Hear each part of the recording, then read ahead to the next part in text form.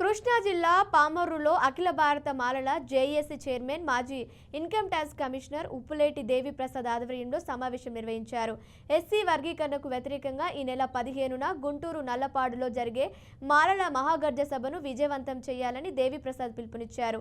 Schedule క్యాస్ట్లో 1100 కులాలు ఇమిడి ఉన్నాయని, వీటన్నింటినీ కలిపి డాక్టర్ బిఆర్ అంబేద్కర్ ఆర్టికల్ 341 కింద షెడ్యూల్ క్యాస్ట్ అని పేర్లు పెట్టారని తెలిపారు.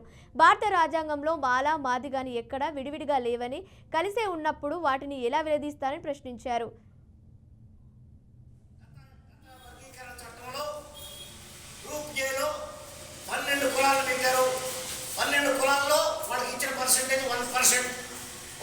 అంటే 100 పోస్టులు ఉంటే ఒక పోస్ట్ వస్తుంది. ఆ ఒక్క పోస్ట్ని 12 కులాలు పంచుకోవాలి. ఎలా కుదురుతుంది? అదే 15% ఉంటే ఎంతో కొంత కాంపిటీషన్కి అవకాశం ఉంది. 1%లో ఏ కాంపిటీషన్కి అవకాశం ఉంటుంది? కాబట్టి ఇది కులాలన్నీ కూడా వ్యతిరేకిస్తున్నాయి. అలాగే గ్రూప్ డీలో కూడా అలాగే ఉన్నాయి. 1% ఇచ్చారు.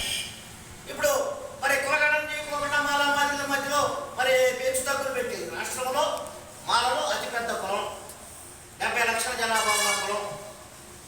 మాదిలు తక్కువ కులం, సగం కూడా లేరు, 27 లక్షలే ఉన్నారు. మీరు వర్గీకరణ చేయడం వల్ల మాదిలకు ఏం లాభం వస్తుంది? వర్గీకరణ చేయడం వల్ల మానవులకే లాభం జరుగుతుంది. ఎందుకంటే జిల్లాల వారికి వర్గీకరణ చేయాలని చంద్రబాబు నాయుడు చెప్తున్నారు. ఎందుకంటే ఆర్ఆర్ మిశ్రా కమిషన్ ఏ రకంగానూ రిపోర్ట్ ఇవ్వలేదు. ఎందుకంటే దానికి కులగణన మీద డేటా లేదు, బ్యాక్వర్డ్నెస్ మీద కూడా డేటా లేదు. కాబట్టి ఈ రెండు లేకుండా కమిషన్ చేంజ్ చేస్తుంది. ఏ కులాన్ని కలుస్తుంది, ఎంత అని చెప్పుద్ది, ఎలా చెప్పుద్ది. కాబట్టి కమిషన్ నియామకం చాలా ప్రీమెచ్యూర్. అది ఇప్పుడు చేయకూడదు. మీరు ఫస్ట్ కులగణన చేపట్టండి, ఏ కులం ఎంతో తేల్చండి. తర్వాత ఎకనామిక్ డేటా మీద ఎంపైరికల్ డేటా గ్యాదర్ చేయండి. ఎకనామిక్ డేటా అంటే ఎన్ని ఉద్యోగాలు ఎవరికి, ఎన్ని కులానికి, ఏ కులానికి ఎన్ని ఉద్యోగాలు వచ్చినాయి, ఏ కులానికి ఎంత భూమి ఉంది, ఏ కులానికి ఎంత ఆస్తి ఉంది, ఏ కులానికి మరి అంత రిచ్నెస్ ఉంది, ఏ కులం పేదరికంలో ఉంది.